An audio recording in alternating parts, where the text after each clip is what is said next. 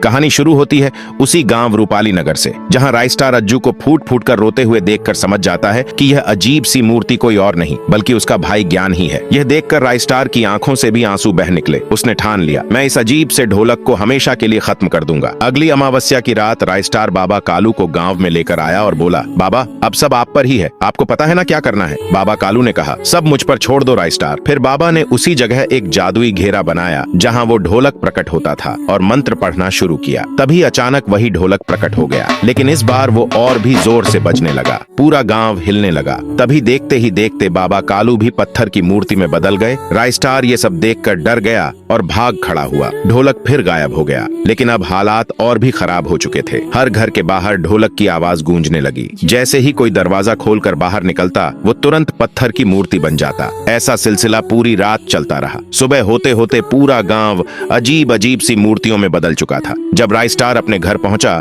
तो देखा कि दरवाजे पर भी एक मूर्ति पड़ी है। उसने पूरा घर छान मारा, लेकिन अज्जू कहीं नहीं मिला। आखिरकार उसने समझ लिया कि ये मूर्ति कोई और नहीं बल्कि उसका भाई अज्जू ही है। फिर वो भागता हुआ गांव की तरफ लौटा, लेकिन वहां का हाल और भी बुरा था। पूरा गांव मूर्तियों में बदल चुका था। ये सब देखकर राइस्टार अंदर से टूट गया। अब उसे यकीन हो गया कि ये ढोलक कोई साधारण ढोलक नहीं है। उसने अगली अमावस्या का इंतजार किया। जैसे ही वो रात आई, राइस्टार फिर उसी जगह पहुंचा। उसने चारों तरफ दिए जलाए और इंतजार करने लगा। जैसे ही ढोलक प्रकट हुआ, राइस्टार घुटनों के बल गिर पड़ा और बोला, हे महान ढोलक, अगर मुझसे कोई गलती हो गई हो तो मुझे क्षमा करना। इतना सुनते ही ढोलक में से एक अजीब सी आकृति बनने लगी। फिर वहाँ एक प्राणी प्रकट हुआ। वो बोला, राइस्टार, तुम अच्छे इंसान लगते हो। मैं भी माफी चाहता हूँ, क्योंकि इस गाँव वालों ने मुझसे 2000 सालों से कभी माफी नहीं मांगी। राइस्टार ने पूछा, आखिर हुआ क्या था 2000 साल पहले? वो प्राणी बताने लगा, मैं 2000 साल पहले इसी गाँव में अपने परिवार के साथ रहता था। दिन भर ढोलक बजाकर लोगों को खुश करता था। गांव वाले हमेशा कहते थे कि इस ढोलक में कोई दिव्य शक्ति है। एक बार गांव में बारिश न होने के कारण भयानक सूखा पड़ गया। गांव वालों ने मुझसे मदद मांगी और कहा कि अपनी कुलदेवी की मूर्ति की पूजा करो। मैं थोड़ा झिझका, लेकिन मान गया। अमावस्या की रात मैंने मूर्ति की पूजा शुरू की और जोर जोर से ढोलक बजाकर देवी को प्रसन्न करने लगा। बारिश तो हो गई, लेकिन पूजा की कीमत मुझे अपनी पत्नी और अपने बच्चे की जान देकर चुकानी पड़ी। मेरे सामने मेरी पत्नी और बच्चे की लाशें पड़ी थीं। मैं हर घर गया, मदद मांगी, लेकिन किसी ने मेरा साथ नहीं दिया। गुस्से और दुख में मैंने अपने परिवार और खुद को चिता में जला दिया। मेरी मौत के साथ ही मेरी आत्मा इस ढोलक में बंध गई। तब से हर अमावस्या की रात मैं गांव वालों को पत्थर की मूर्तियों में बदल देता हूँ। राइस्टार ने हाथ जोड़कर कहा, तेरे साथ बहुत बड़ा अन्याय हुआ, लेकिन अब गांव वाले अपनी गलती मानते हैं। कृपया सबको माफ कर दो। ये सुनकर आत्मा भावुक हो गई और बोली, ठीक है, इंसान से गलती होना स्वाभाविक है, लेकिन माफी मांगना ही उसकी सबसे बड़ी ताकत है। तभी ढोलक ने इस बार डरावनी नहीं बल्कि मधुर धुन बजाई। पूरा गांव वापस इंसान की शक्ल में बदल गया।